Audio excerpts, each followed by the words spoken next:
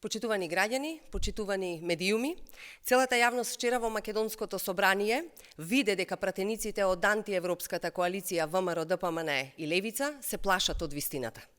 Покажуваат огромна нервоза во собранието затоа што се разобличени сите нивни лаги, разобличени се сите нивни измислици. Ги видоа заклучоците на пратениците од владеачкото мнозинство за европскиот предлог за продолжување на европскиот пат. Сето она што лажно им го сервира на граѓаните им пропадна. Имаме целосна заштита на јазичните, идентитетски, културни и историски посебности на македонскиот народ и спроведување на процесот на преговори со Европската Унија. Ги слушнаа силните пораки од председателката на Европската комисија Урсула фон дер Лајен.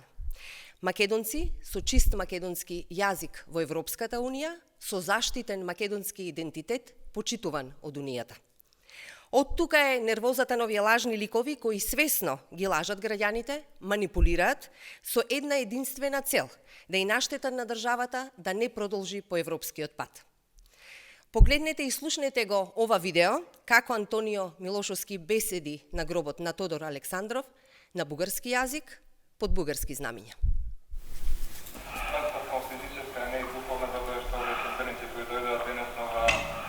Планина каде што почива тој повечен мир е показателство дека неговиот дух се уште живее, иако имаше обид да биде закопани во Бугарија и во Република Македонија.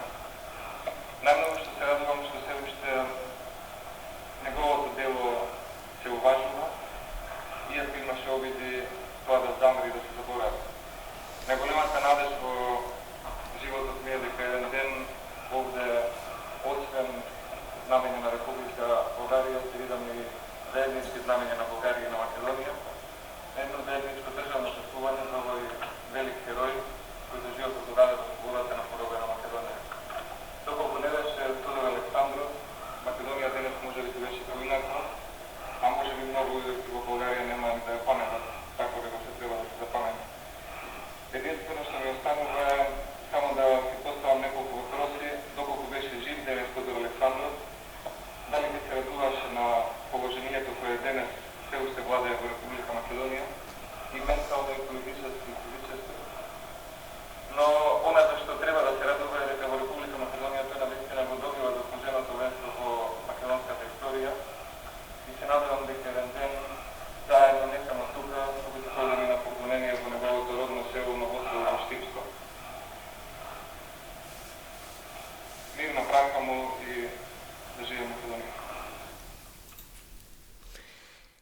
Почитувани, слушнавте. Милошовски дури повикува на заедничко чествување за заедничка историја. Па тоа е вистината, почитувани граѓани, за Милошовски и ВМРО ДПМН. На бугарски јазик зборуваат за заедничка историја со Бугарија, додека ја плашат јавноста со непостоечка бугаризација. Тоа е истиот тој Милошовски, кој кодификаторот на современиот македонски јазик Блаже Конески го нарекуваше џуџето, плагијатор од Небрегово. Нема да бараме Милошовски да им се извини на граѓаните, тој нема никаква доблест, нема образ за тоа.